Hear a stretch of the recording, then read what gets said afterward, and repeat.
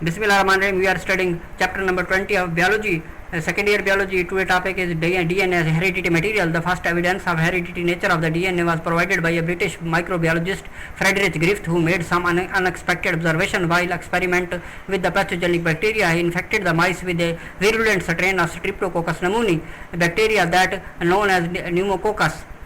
The mice died of the blood poisoning. However, when he infected similar mice with a mutant strain of S. pneumoniae that like the virulent strain polysaccharide coat, the mice showed no illness. The coat was apparently necessary for the virulence. The normal pathogenic form of the bacterium is referred as a S-type because they form the smooth colonies on a culture dish. The mutant form, which lack an enzyme needed to manufacture the polysaccharide coat, is called as R-type because it forms the rough colonies. To determine where the polysaccharide coat itself has a toxic effect, Griffith injected the dead bacterium of virulent S strain into the mice. The mice remain perfectly healthy. As a control, he injected the mixture of the dead S-type of bacteria, virulent bacteria, and living R-type bacteria, each of which by itself did not harm the mice. Unexpectedly, the mice developed the disease symptoms and many of them died. The blood of the dead mice was found to contain high level of the living S-type bacteria, which had surface proteins characteristics of the living R-type strain.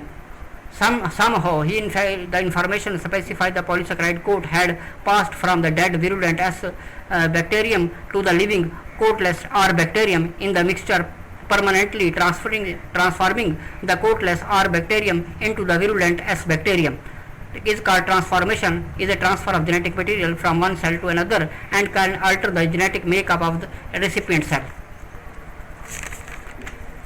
The agent responsible for the transforming Streptococcus went undiscovered until 1944 in a classic series of experiments. Oswald Avery, along with the Colin MacLeod and the MC Carte characterized when they referred to as the transforming principle. They first prepared the mixture of dead S Streptococcus and living R Streptococcus that Griffith had used. Then they removed as much as the proteins they could from their preparation, eventually achieving 99.98% purity.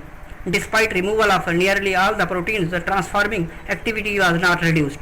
Moreover, the properties of transforming principle resembled those of DNA. The protein digesting enzyme or RNA digesting enzyme that did not affect the transforming activity, but the DNA digesting enzyme DNA destroys all the transforming activity. The additional evidence supporting the Avery's conclusion was provided in 1952 by the Alfred Hershey and Martha Chase, who experimented with the bacteriophages T2. In some experiments, they labeled the viruses with the radioisotopes P32, which was incorporated into the newly synthesized DNA of the growing phage. In other experiments, the viruses were grown on a medium containing S32, an isotope of sulfur, which is incorporated in the amino acids of newly synthesized proteins coat of the phage.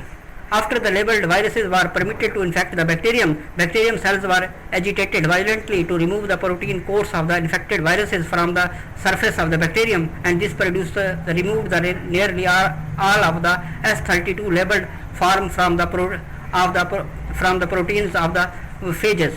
However, the P32 had transferred to the interior of the bacterium and was found to the viruses subsequently released from the infected bacterium. Hence, the hereditary information injected into the bacterium that specified the new generations of viruses was DNA and not proteins. Thanks for watching.